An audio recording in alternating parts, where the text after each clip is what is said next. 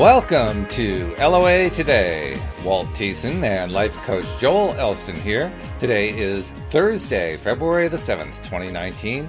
It's 8 a.m. in New York, 5 a.m. in Los Angeles, 1 p.m. in London, and Sydney, Australia is at 12 midnight. But wherever you are in the world, thank you for joining us for another episode of LOA Today, your daily dose of happy. And I'm happy to welcome back one of my favorite co-hosts partly because I've been doing it with him longer than any of the others, and partly because I just like talking to him. So, Joel, good to have you back here on a Thursday morning.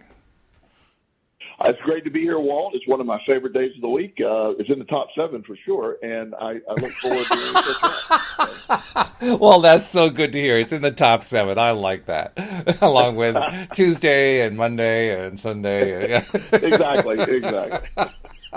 Oh, that's funny. We were alluding to, before the podcast started, also this wonderful post that you posted a while back about time, because I was complaining I couldn't find my clock on my computer. And I got to just ask you to just kind of regale people with what happened with that post, because that was just a really funny post. To be honest with you, you mentioned that, and how long ago was that post been? It's been a while. I don't remember I don't remember exactly what it was. Oh, it was the one where Justin asked you what time it was.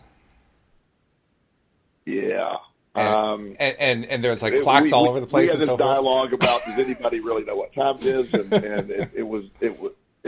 I don't remember the exact dialogue. Oh, okay. But it was awesome. Well, the dialogue was something like, well, do you have your cell phone? Is there a clock on the wall? Yeah. There's multiple. We become so used to one thing, and you realize, like you're saying, I don't have my clock. Well, but I have 19 other devices in my direct sight that will tell me what time it is. And your son in exasperation says, "I'm just asking you what time it is." Yeah. We have many of those conversations where they go, and it's just that it's like, no, that's not where we were going. That's the point. So. It's a funny thing whenever a parent is confronted with behaviors of their own that show up in their child. But it's equally frustrating for the child when they recognize a parental behavior that drives them crazy and it keeps coming back over and over again. It's yet another way to remind us of how the law of attraction works, but not necessarily the way we want it to.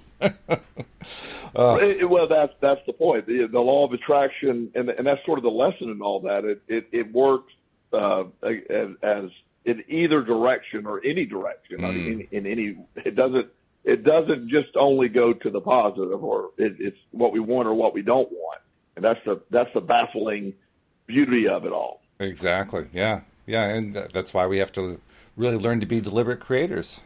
But this is a Q&A where, so if you're one of the live stream listeners listening as we're recording this, and you have something you'd like us to bring up and discuss, type a question into the comments section, and we will be happy to do that. Until I start I'm seeing people saying hello and so forth, and that's great. But until I see a question there, I figure we'll just invent our own questions, because we're good at that. In fact, you and I actually we invented the process of name a topic with 3 seconds to go and then go. So that's the way my brain works, and it's my favorite way to do it, because I'm surprised by what it is, and so it's like, wow, that's a great topic. And some of our best shows have been truly last minute, because in the beginning we would try to come up with a topic the week before, a few days before, and you'd email it to me or whatever, and then finally we just realized our best shows were the last minute ones. Exactly. Yeah, it's really true. It really helps, because you're responding. I'm responding without thought, and really you get a much more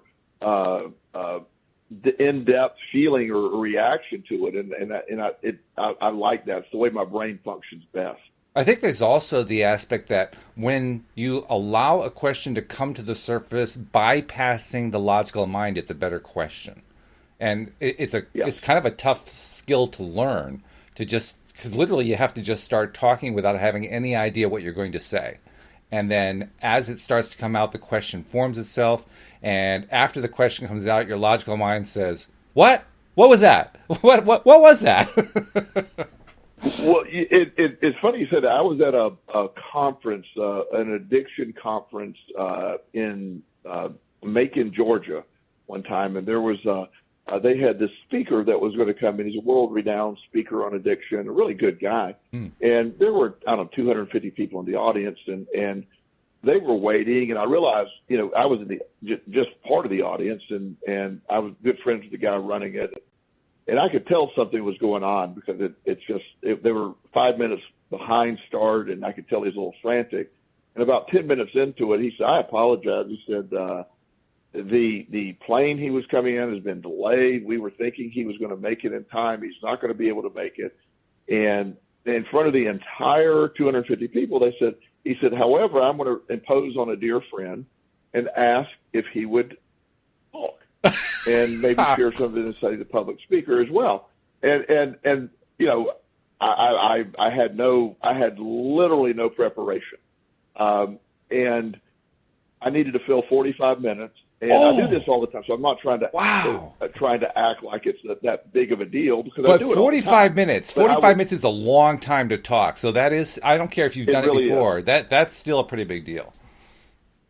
And I have sort of some default, concepts in one of my favorite topics of all time is the power of the inner dialogue and how it affects your perspective and how that affects the law of attraction. And so that's my go-to what do you do when you have nothing else to do concept. And I gave a talk, and I talked for 45 minutes. It was really, again, without tooting my own horn, so to speak, it was really on point, and I went through step by step, and afterwards I had 15 or 20 minute questions, and finally the guy had to cut it off, and he said, "I know that everybody else needs questions." And I literally I'm trying to, and I'm going to say literally, I don't know how many. I got several emails. I would say probably 20 emails from attendees in the country. Just, "I cannot believe that you didn't prepare for that." One gentleman, a conspiratorialist, believed that all that was set up to make it look that way.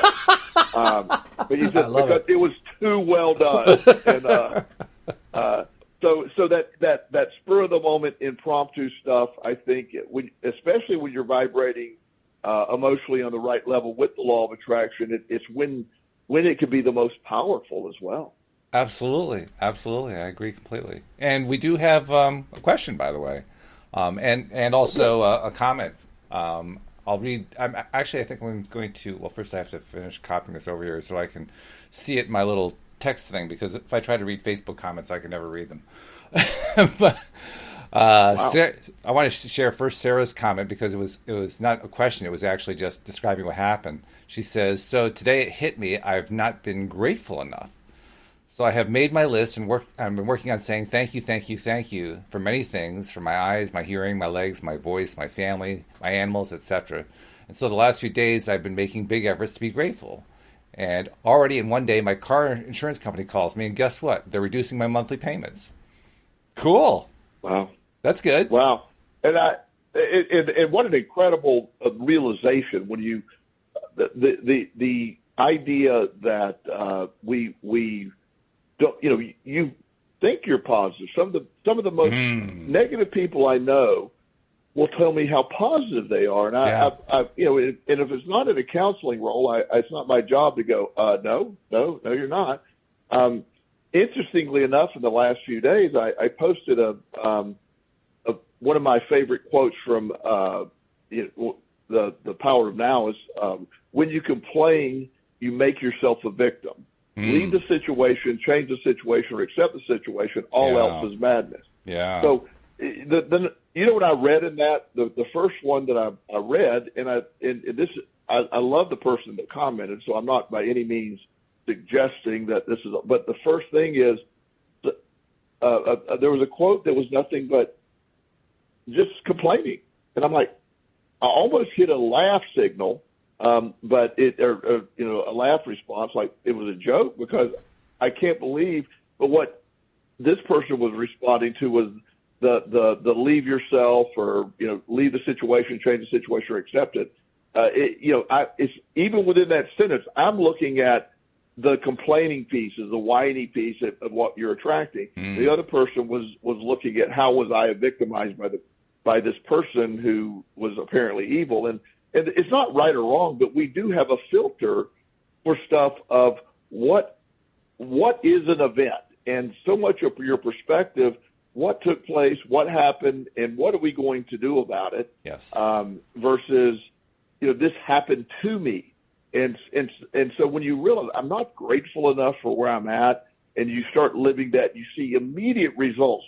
I don't think there's a more effective, instantaneous change in life than going from a negative or even a neutral mindset to a positive mindset. I don't think things change any faster than that one step. And I know you pretty much agree with that theory. Oh, yeah. And by the way, Sarah added on, not only did her insurance company reduce her monthly payments, but she got a tax rebate and won $10 on a scratch card. It was a pretty good week.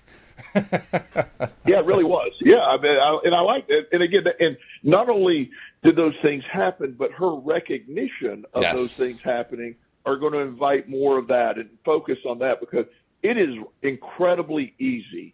And as we talk about all the time, of being conditioned to look at the negative. It's just what it is. Our society does it. It's sad to me that we are a nation that has become a filter for negative, when in reality, we have so much incredible stuff going on, despite what is being reported or what we're focusing on. Mm-hmm. And it can be a big challenge, too. I mean, depending on where we are on that scale, it can be a pretty big challenge to make that shift. But it is such a worthwhile shift. And so I find even when I'm struggling with stuff, and, like day to day, what's my mood going to be the next day? And I don't know. Even when I'm in that zone, I'm just striving every single day, do whatever I can to get up into the higher levels, because it always pays off. And do I always succeed? I don't always succeed, but I get there fairly often. And when I do, things actually do get better. They really do. Yes. Now, Nasha has a question. She says, how do we make a list of things with an open heart?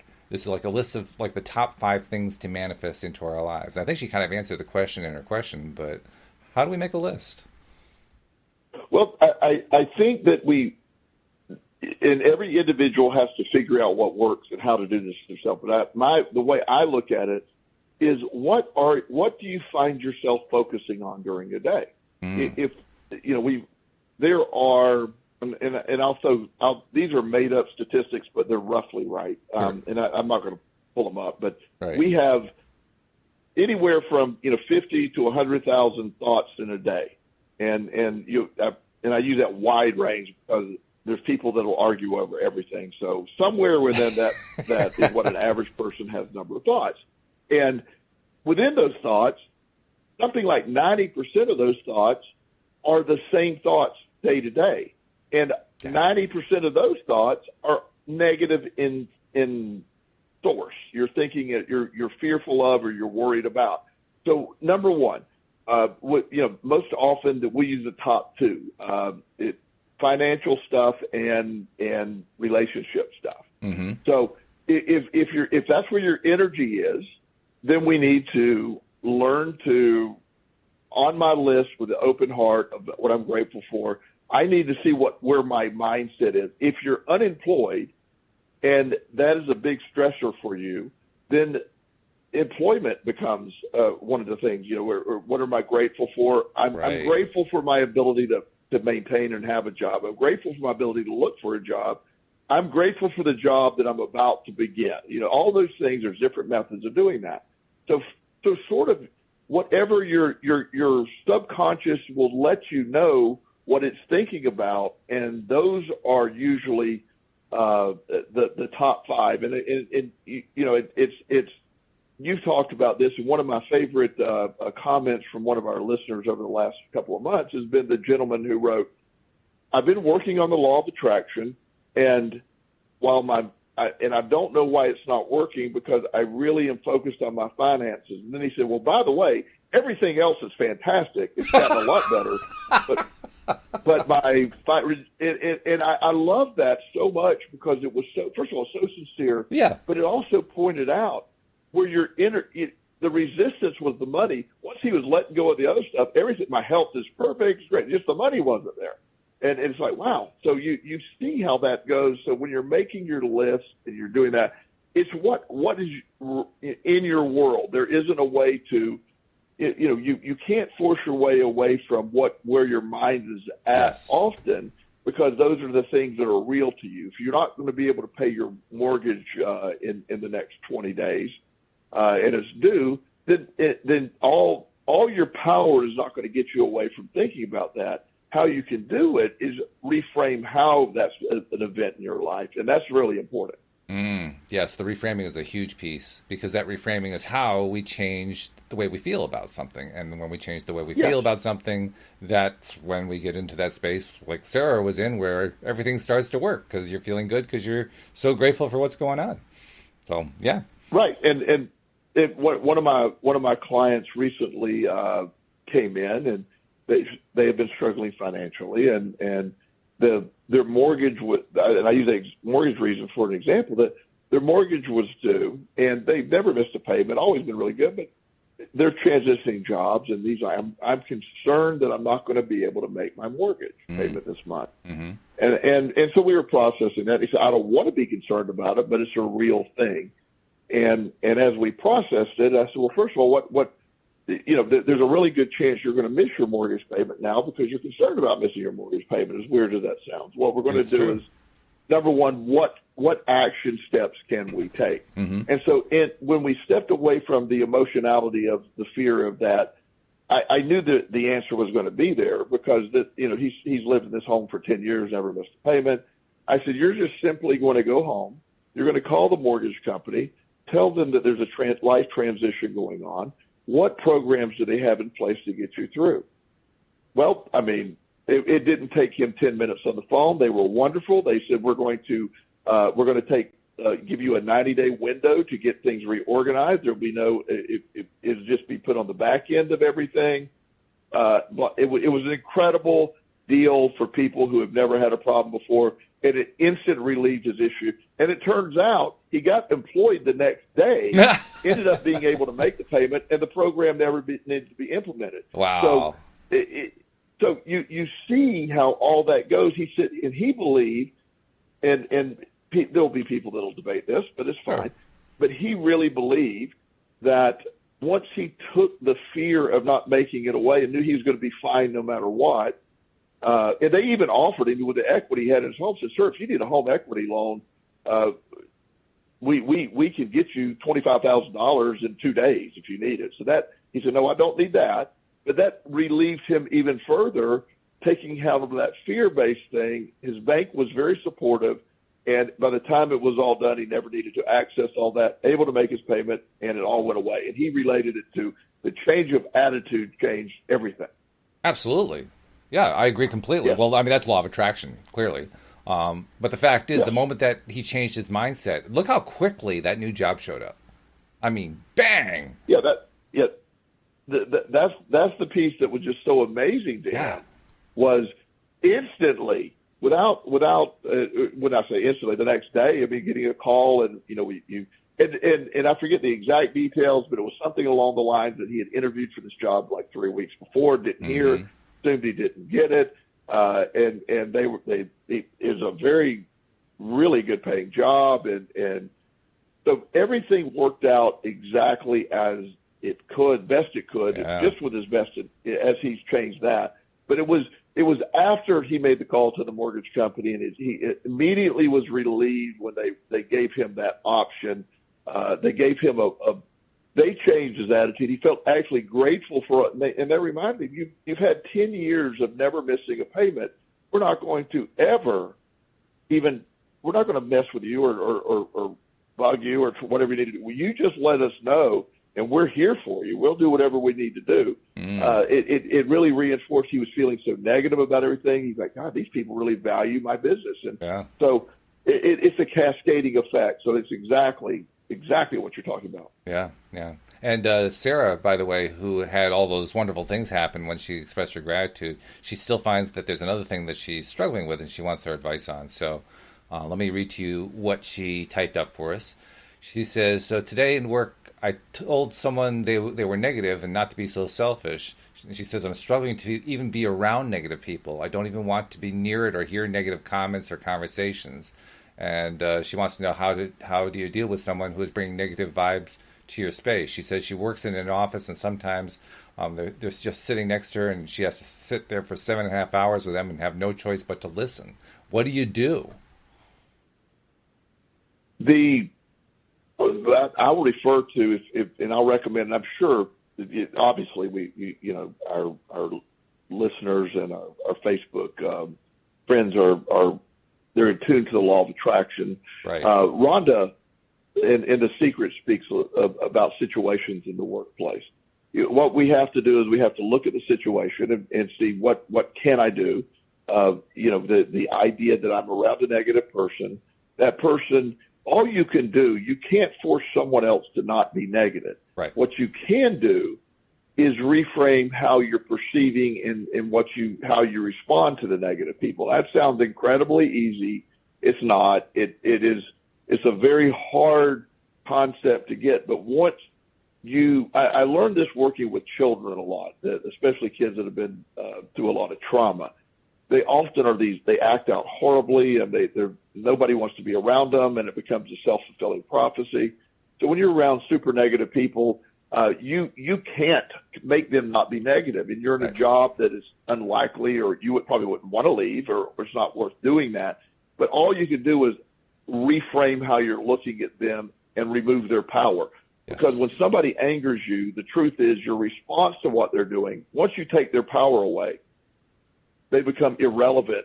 And I know in the workplace setting, you cringe when you hear their negativity, you cringe when all that happens, but you can work on your responses to that.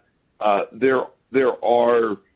have one of my clients has a noise canceling earphones that he wears until he has to, and again, don't know the work environment, but until he's required to engage, he wears those for that exact reason, for the negativity. Mm-hmm. And so trying to find a sort of a workaround for your situation, and it takes the negative energy that's being placed out there.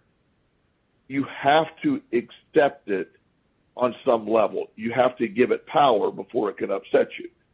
When you don't have that when you become impervious to that negative energy, it can be placed out all the time. Now I know what I'm talking about is theory. I'm not trying to say this workplace environment is the best conducive place to have where you're at. If it's a job you love and it's good paying and you don't want to leave, then you have to figure out a way to make it work. And then eventually, when you change your attitude toward it, the law of attraction will respond, and it will have to change in some way. I don't know how it will change. It could change that person leaving, another job or a promotion or a different environment for you. But so much of it is how we respond and how we look at it.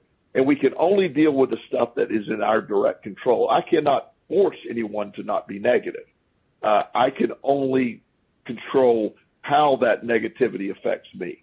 Yes, exactly right. Although I will say this, and this is actually kind of a fun little experiment to try. What you can try to do is before you go into work, like immediately before, the first 10 minutes before you actually walk in the door, you can take that image of that person, whoever that person is, who's so negative, put that person in your mind and try to imagine that person being the happiest that they can possibly be. And just being a completely different person, and they're so friendly to everybody else, and they're so respectful, all the things that they're not during the regular time that you're actually working with them. Just, and as crazy as it sounds, just imagine that and play it out and get excited about it. I can't guarantee that what's going to happen is that they'll turn into that person. What I can guarantee is they will produce a different behavior of some kind. And that's the fun part, watching to see what behavior changes they end up making, not realizing that you're putting out all this positive stuff about them. It doesn't make the negativity go away necessarily, and it doesn't make it any more easy to deal with. But it does make it easy to see I do at least have some influence on somebody if I look at it in a positive way. And I'm sorry, go ahead. What you're going to say? You're really onto something there too, Walt. One of the things that happens is when I'm around somebody that's very negative, and I've done this a long time, I think the concept of, for me, again, personal life, when I'm looking at it, number one, I'm like, okay, at some point in this person's life, the negativity has worked for them. They've gotten the response they wanted by being negative. So that's how they developed it. So I don't give people what they're seeking from their negative response. I don't reinforce that negative response. So I have developed a very, very thick skin in a sense. So when somebody is trying to be negative and I'm not responding, they are going to be required, if you're going to deal with me, you're going to be required at some point to come up with some way of operating that's not negative, because you're not going to be able to function in my world with me being that negative. I just don't put myself around negative people. Now, I know when I work, I'm not in that kind of work environment, so I understand. But you also can't reward their negativity by showing a reaction.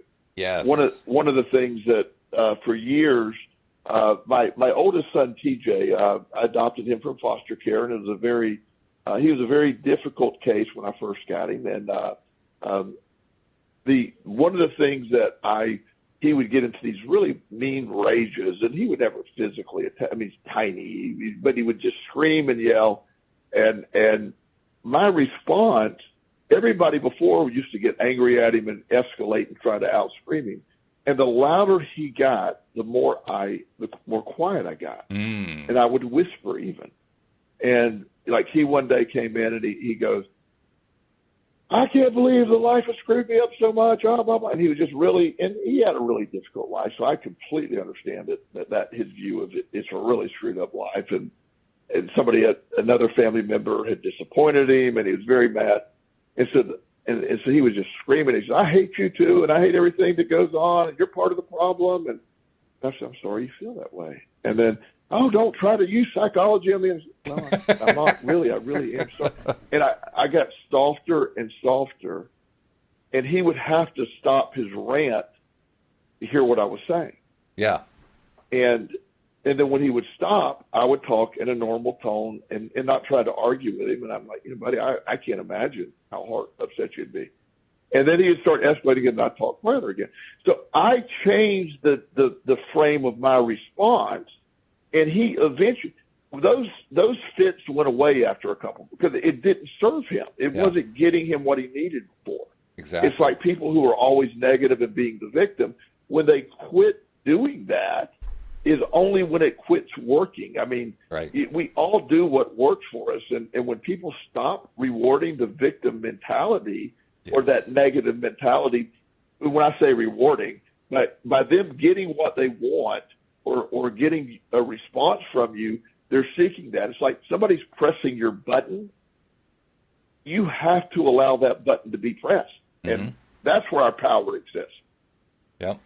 Shelley Epperly, who does the Monday evening podcast with me, has also logged in, and she asked a follow-up along the same line. She says, "Don't you all think that if you start pointing out all the positives to those people, it helps to either see things better or they'll stop talking to you entirely?" Right. Yes.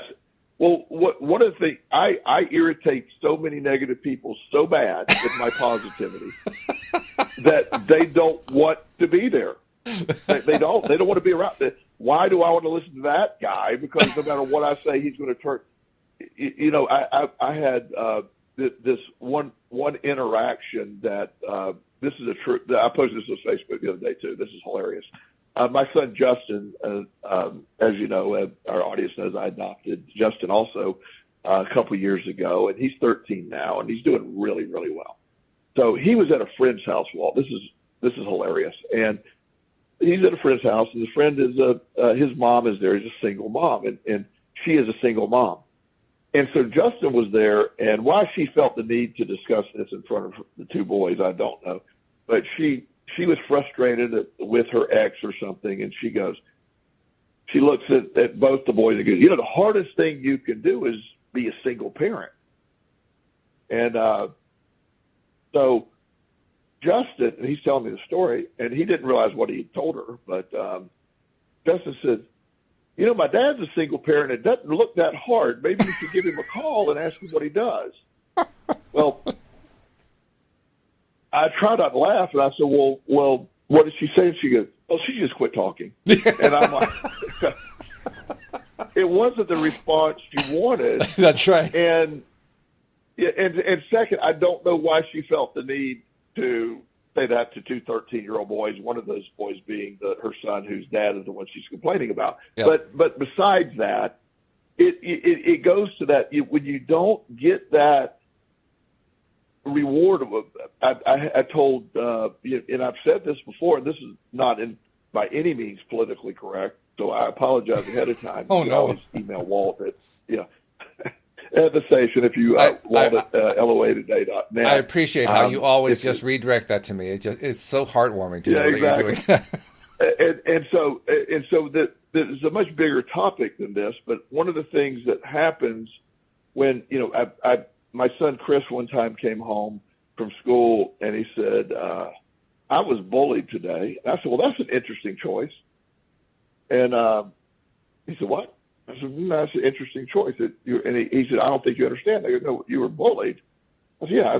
I said, well, what did you do about it? And he said, well, no, I was just bullied. I said, well, you tell a teacher. And we went through the whole thing. I said, well, son, being bullied is an act. It's an act that takes two people, one person bullying and the other person to accept the bullying. And I said, there's several options which you can do, but living there and accepting the role of being bullied. And again, I understand it's a much bigger process than that, but how we tend to view that, I said, so people said words to you that hurt your feelings. So you're giving them the power with those words. Yes. And then if you start crying, then you've reinforced what they're trying to do. And so they realize they can make you cry with words. And he got a lot better about that as time went on. And so when we see in something, our response to things is our ultimate power. That's where we're the ultimate control of things, where we're able to, I get to determine, I am the sole decider in how I interpret what you tell me, Walt. Right. That's it. You could come across as attempting to make me as mad as humanly possible and upset me, and I have to decide that. Now, I will also say there's especially when children are involved in school, there is a physical attack kind of thing that I'm not talking right. about that. Right. That's entirely different. Yeah. Yeah, that's a bullying. That's assault. Zero tolerance for that. Right. Yeah, that's assault. That should call that something different. Right. But the verbal bullying or making fun of it and crying and I said, yes, the guy's a bully and you accepted the role. You accepted the role, and he did a really good job of reframing that as time went on, and didn't allow that to be. But it has been rewarded overall when we have a behavior that's rewarded that's negative from someone else, and that's such an important piece, that people behave in ways that serve them, and negativity and defeat get a lot of people. One of my favorite analogies is when I was it's a couple of years old now, but after I adopted Justin, one of my dreaded events, which actually ended up being very good, was obviously there's a name change that has to take place, and then once the name change takes place, I have to take the court document to the Social Security office for them to change the name on the Social Security card. And that could be an all-day event. Fortunately, this was very short the day I was there. But when I was in the lobby of the Social Security office, I was hearing everybody there, and all they were talking about is tricks or methods that they can ensure their disability. Don't tell them you're able to walk this far. Don't tell them this. Or one lady's like, in a wheelchair, and I actually hear her say, and she doesn't. She's like, well, she had to go to the bathroom, and she told the girl, she said, well, I don't want to walk to the bathroom in case they're watching me, so push me there. And so they're reinforcing the disability is working for them, and they're fearful of losing that. Or one guy's like, I would get a job, but I would lose my health insurance, or I would get a job. And so you see their fear, and again, I'm not picking or making fun. I'm just letting their behavior serves them.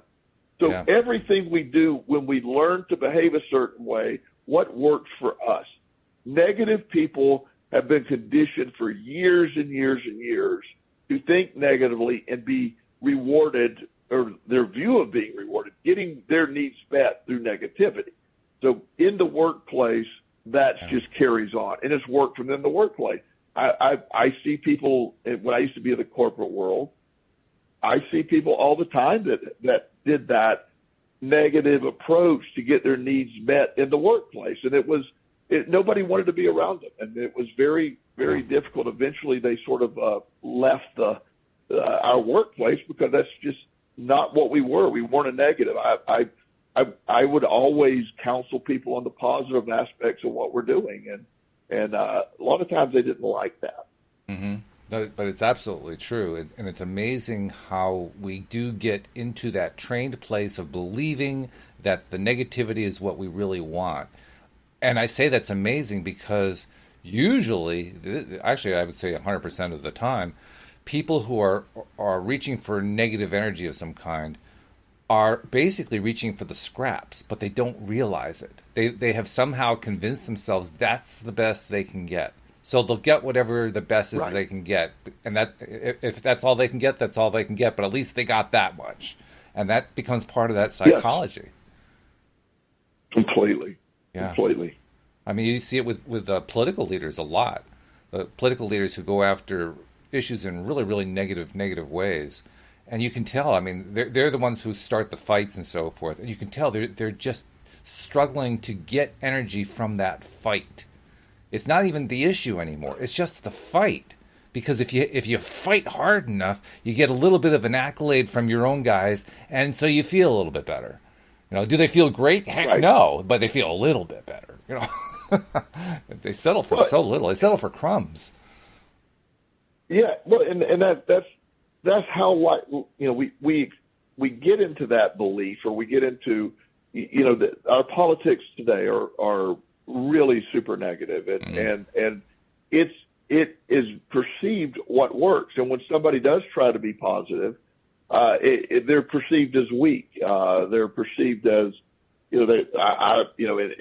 that's just been a reframe. I view the negativity as actually being exceptionally weak and real simple-minded. It is.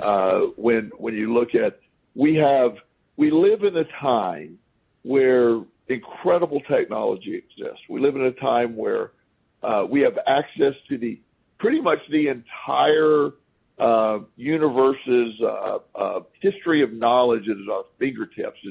I can get on my cell phone information, really an answer to everything. It's all right there. Yeah. And I find that amazing. I love that. I love that we live in this environment. I have incredible positive people in my orbit, in my world. So I live in a world that's really positive. But there's an equal negative world out there I choose not to participate in. And as you know, I don't watch the news. Right. You can't avoid hearing what's going on, but I certainly don't seek it out. And, I find no value in it because me knowing it or seeing, because there isn't really any news any longer. It's which exact spin you're putting on it. You're like, True. I can look at this and say, well, here's the problem. I'm spinning it this way. Okay, that's my thing. And if you don't agree with me, you're not really an American, And all that kind of stuff. Yeah. That's true. You're right also in another way that there really is no news anymore, because the way that news is structured these days, if some tidbit is discovered about some ongoing story, the headline becomes that tidbit, and then the rest of the story is all the previously rehashed stuff that's been going on, that was reported over the last 3 months. So none of the article is actually new. It's just the headline that's new, which is pretty sick, really, when you think about it, because it means you're basically inundating yourself as the reader with all that same crap that happened a week before, and the week before that, and the week before that, and the week before that, and you're just rehashing it in your subconscious mind over and over and over again. No wonder you get negative. I mean, that's programming. And that one of the things that I thought was hilarious, and again, this isn't hilarious in the big scheme of things, but it's where the answer is to what we're talking about. It's somewhere in the Middle East several years ago. There was some event happened, and we're going to go protest and we're going to burn the American flag event kind of thing, you know? Yeah. And so the cameras were there, and as they panned the crowd, and everybody was chanting "Death to America," "Burn the flag," and I think Obama was president, so they're burning pictures of him and jumping up and down. Well, the funny thing is, there's a guy there, totally separate. He was making the point. The CNN camera shut off, and everybody stopped. Now, he had a cell phone video taking pictures, and he showed everybody, once the red light of the camera went off, everybody just stopped. It's like, well, wait a minute, are you enraged? And they're talking, and the crowd's staying there, and they're not making any noises. And then they see the light of the camera come on, the guy getting ready to start talking again. They start chanting again and burning flags again, and he goes live, and it's this chaos scene until the red light of the camera goes off. It was hilarious. I'm going, oh wow, yeah.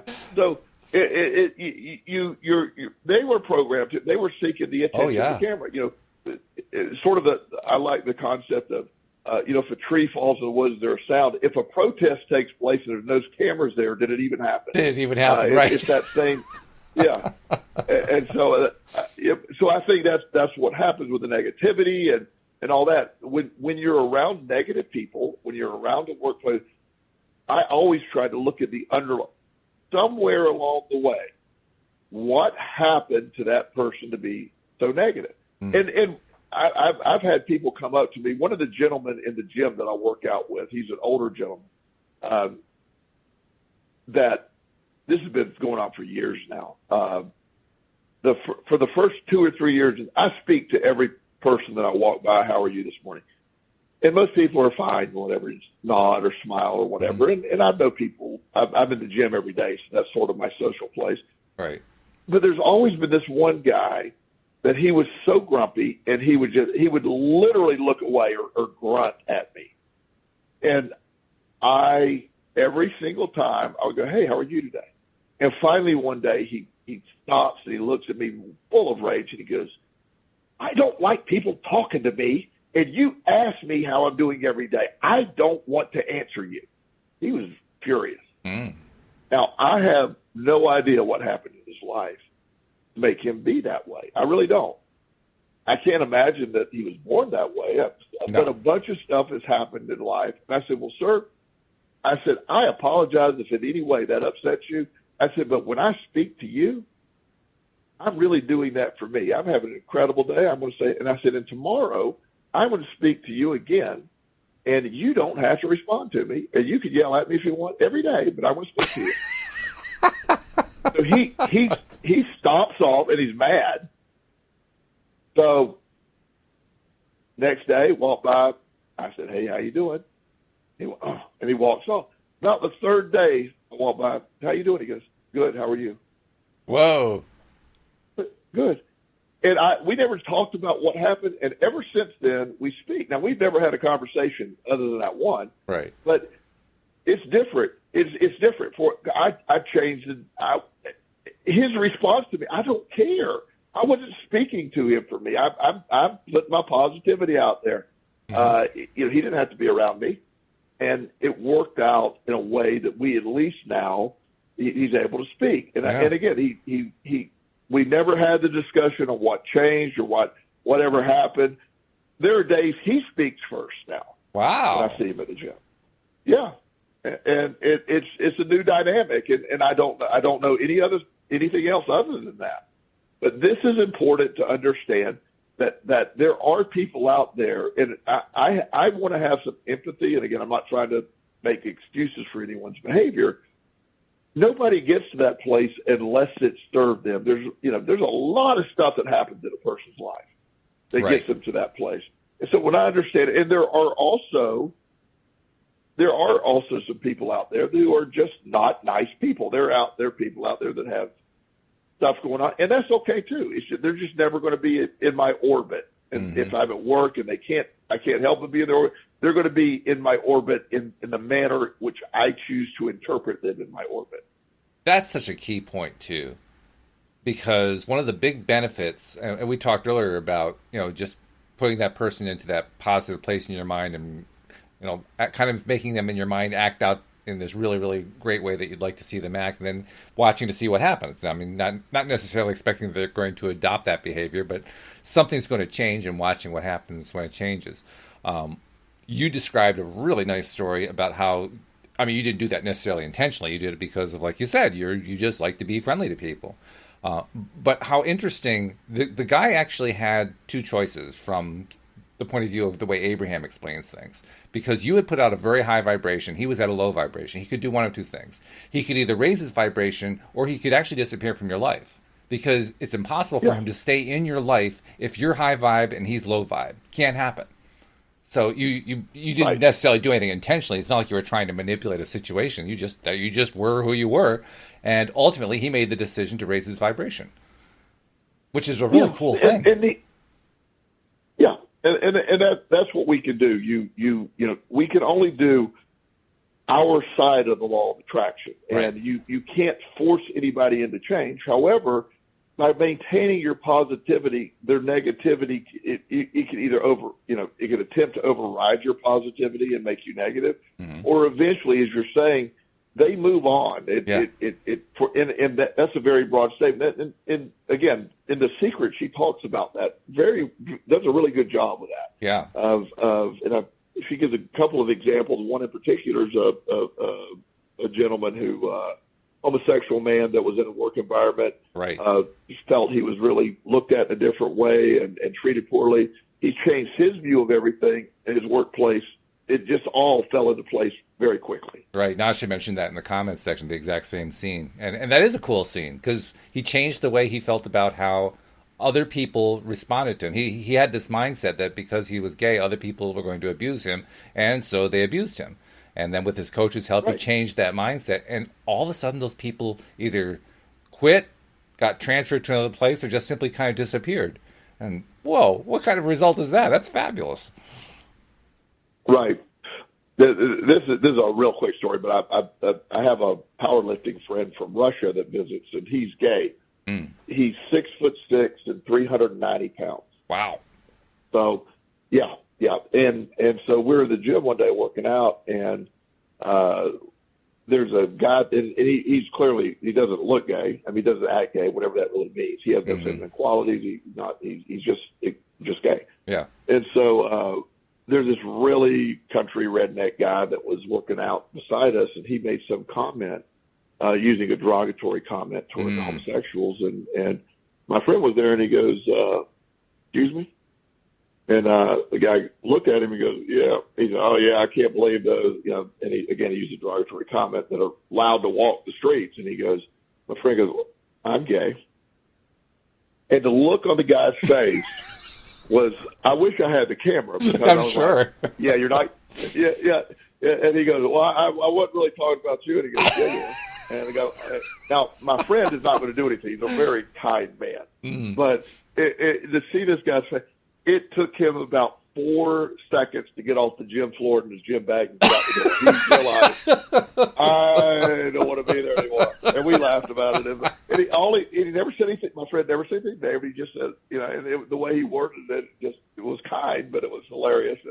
And so, people are going to put that energy out. Now, that energy didn't serve him that day, so he may come up with a new way of might look around going, I don't want to say that again. Yeah, really. But that really isn't on a topic, but I just thought it was a great story. But we have so much going for us internally that when we realize how other people affect me is completely up to me. And there's a separate thing if somebody's putting your hands on you and that's assault, as you said. Yeah. That's not what we're talking about. But if I am offended by what I've had people say, I hope this doesn't offend you, and I go, you don't have the power to. Are you kidding? you don't have that power. To be offended, you have to give the offending party the power to offend you. You're giving it away. That's right. And that's once you understand that, everything gets a lot easier. Absolutely. There's a quote that comes from the Abraham book, The Law of Attraction, The Basics of the Teachings of Abraham. And I love it so much. It talks exactly about this. I love it so much that I actually copied it out, pasted it into a Word document so that I can just grab it whenever I need it and send it to somebody who is expressing something that tells me that they need to hear this. Typically somebody who's gone on a rant on Facebook and complaining about how terrible everything is in life, and how they're being mistreated and all this stuff. And I want to read it to you and get your reaction on it. It's entitled, "Their disapproval of me is their lack. If there are others who see something in you that they do not approve of, most often you see their disapproval reflected back through their eyes, and you feel that you've gone wrong in some way. But we say to you, it's not your lack, it's theirs. It's their inability to be the allower that brings forth their negative emotion. It's not your imperfection. And similarly, when you feel negative emotion, because you have seen something in others that you do not want to see, it's not their lack, it's your own. So when you make the decision that you want to see only that which pleases you, then you will begin to see only that which pleases you. And all of your experiences will bring forth positive emotion because, by the law of attraction, you will attract only unto you that which is in harmony with what you want." I love that. Isn't that great? I think that is so. It's so well, and that's what I just love. The stuff of the Abraham Hicks material. Yeah. It's so well said. It hits home with when you're basically the power of all of that is your understanding. That's sort of the biggest life hack there is. Right. This is up to you. All of this is up to you. It goes against a lot of what's being taught in psychology today and stuff. Because we look really hard to look at everybody. All of this exists within you. Your power to turn that switch on and off is simply your biggest power. The power of your perspective is your ultimate power. It's because it eventually gets into the subconscious of your perspective, how you're viewing things, and that becomes what you're attracting in the law of attraction. Mm-hmm. It's amazing. Yeah. Yeah. It's so important to remember who is responsible for what in an exchange like that. We tend to reverse the roles, and it's important to remember, no, their stuff is their stuff, my stuff is my stuff. It's not the other way around. And often, and not every case, but often some of the things that will upset you the most or get you wound up the most are things that you recognize in yourself that are out of harmony as well. Mm-hmm. So when you see somebody behaving in a way that you've behaved in the past, or as you know, in my addictive behavior, one of my most hated at the time, and I use that term on purpose, I was very much the role of the victim early. And when I was in my addiction, everything goes wrong. I've been dealt an unfair hand, and all of that. I just like that mindset so much, and I was fulfilling that. I was getting exactly that back in my life as I was saying it, or feeling it, and so it became a self-fulfilling prophecy. It's an interesting thing you said, too, because you said you liked that mindset, and what you were describing didn't sound all that wonderful. It's an interesting way to say it. Yeah. It's such a paradox when you're dealing with it, because your reward system it can get what we perceive as pleasure is simply, your pleasure may be my pain. Mm-hmm. And when you understand that has a lot to do with our individual experiences, and again, what has served us and what rewards us, it's just amazing how all that ties together. But you can overcome every single thing that has happened or been programmed, because like the old saying, it's not what happens to you, it's how you respond to what happens to you that matters. That's it. We could sort of wrap it up with that if we needed to. That's the answer. But it's a lot more difficult than it sounds. But it is the answer that you get to choose. You get to view it. You get to look at it. You get to process it. And you get to do it that way at your, whatever filter you want to look at. Right. If you want to, the story that we've told before several times has been about the young lady that she moved into a new home. Her and her husband moved into a new home, and she was looking out at the back window that she could see the neighbor's backyard. And she mentioned to her husband, she said, that lady needs to get a different laundry detergent. Her sheets are yellow. Oh, dear. And he rolled his eyes and okay, and why are you even looking at that? And then 2 or 3 more times she made the comment, well, she just really isn't very good at doing laundry. And all of a sudden one Saturday she goes out and she looks, she says, oh my goodness, she must have got some new laundry detergent. It looks really clear. I mean, her clothes look clean. And her husband goes, no, I cleaned our window. And the idea that the filter she was looking through was dirty. The filter that she was looking at that woman's laundry was dirty. And so her perception was the woman was lacking in her skill set because then the truth is her vision was clouded or her vision was filtered through a negative lens. When your lens is negative and you're looking at the world through negative, that's what you're expecting to work. That's how you think it operates. When you remove that lens, you see an entirely different new way of seeing things. It definitely gives us a new perspective on the concept of dirty laundry. It isn't the laundry, it's the window. Exactly.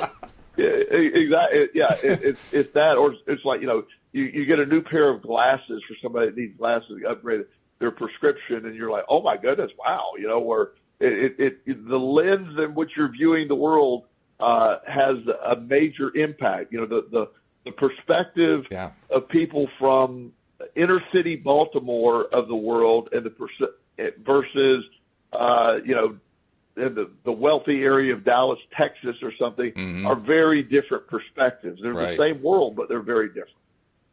Very true. Yeah. It reminds me of something that I think it was Louise told me. It may have been a co-host. I can't remember for sure. But somebody told me recently that there is a new technology out that enables people who are, quote, colorblind, unquote, to be able to see full color. Somebody who's colorblind is usually somebody who just can't see greens and reds. They can see yellows, blues, oranges, that kind of thing, but they can't see greens and reds. And this technology uses very similar kinds of things to what regular television does to create colors in the middle and be able to show them those colors within their ability to see with the rods and cones they actually have in their eyes. And they put the glasses on, and they're stunned. They're stunned with how powerful they're seeing these new colors they've never seen before. It just becomes an eye-opening experience, literally an eye-opening experience. And that's what I think about when you talk about how, that perception makes all the difference in the world. You get a new perception. It's like, whoa, this is incredible. Yeah. Yeah. And that's your perception, your perspective. When you spend an entire lifetime of viewing the world through a negative lens or the lens of a victim or all this, or it's unfair, and it isn't that you're wrong or you're bad. It's just what how you developed your life and how you, exactly. And when you said in the beginning that the ability of Sarah to flip the script and realize she wasn't being grateful enough. Once she was able to do that, she instantly was rewarded. And then the more rewards you get, then being positive rewards you. And being positive, it doesn't mean every day it's just glitzy and beautiful and there's no problem. It's understanding that no matter what happens, you have the ability to handle it and filter it. Instead of being victimized by it, you have the ability to handle this. And that's the difference, is how can you look at it?